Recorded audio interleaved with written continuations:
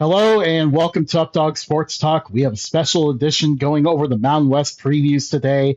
At Updog Sports Talk, we deliver honest, fan-focused coverage that spotlights the teams, athletes, and communities that are often overlooked by mainstream sports media because your team has a story worth telling.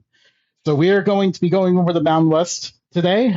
We're going to be going team by team. With each team, we'll be going over what we're most excited about with that team, what the biggest concern is with that team, what will keep their fans up at night this offseason as we head into the season, and then also what success looks like. It'll be a lot of fun. This won't be super in-depth. I know for us, like a more in-depth preview, you can head over to our Substack at Updog Sports Talk over there. We have more deeper previews of each of these teams.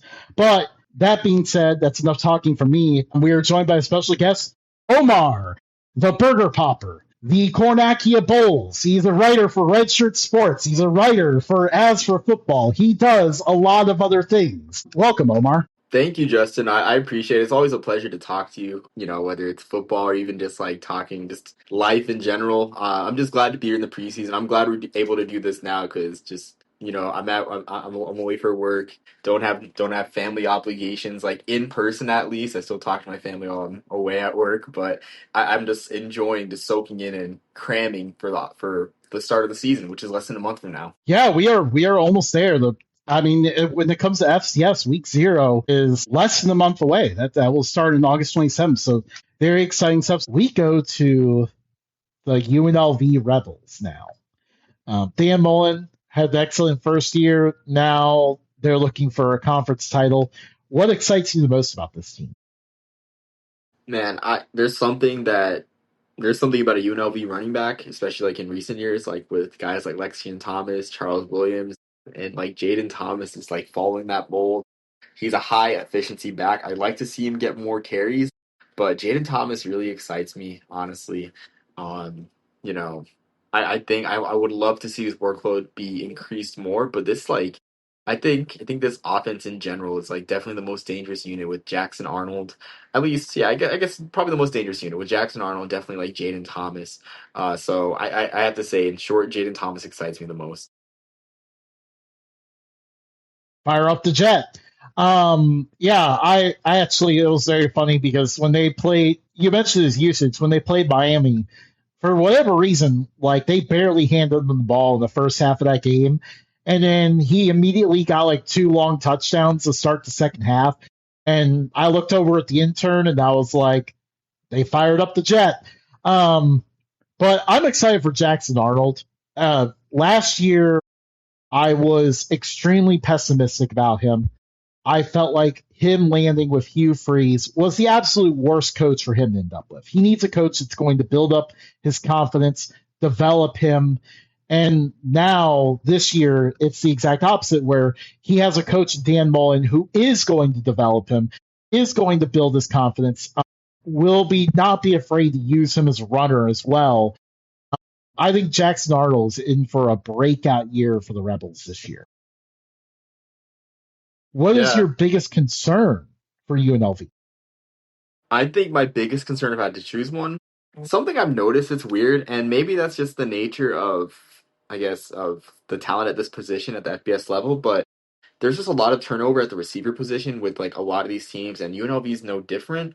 So I don't doubt that Jackson Arnold will have a really great year, but again, like there is part of me where there is like a possibility where he doesn't gel with his receivers like beginning, and there is no trial by fire. There is no like I guess soft landing this year. Like they play Memphis right away, week 0 at home, like in probably a game that's going to be a playoff elimination game if we're being realistic with both schools. Um, I mean, like, so the receiving core kind of concerns me, and the ability for Jackson Arnold to gel in that first game, because we've seen that a lot with a lot of teams that are transfer heavy, where it takes like a little bit like early in the season for them to, get the wheels greased, and then they're rolling. That I guess in kind of a two-part answer, like the receiver position, then Jackson Arnold's ability to gel in general with that offense.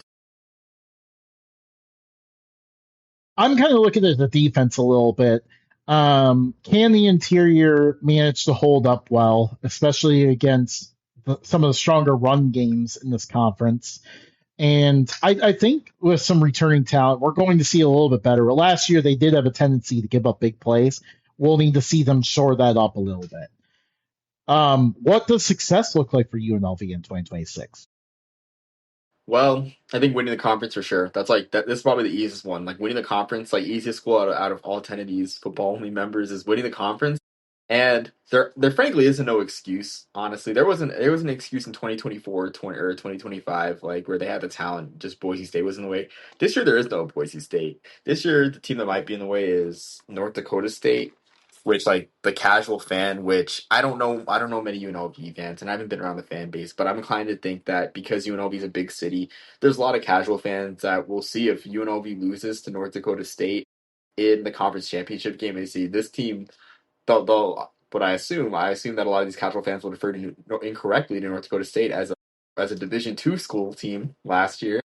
Um, I think people will just be really upset with that, and even too with Hawaii, if they lose to Hawaii in the conference championship game, another team, or even New Mexico, like teams that had not arrived, that weren't known commodities before last year.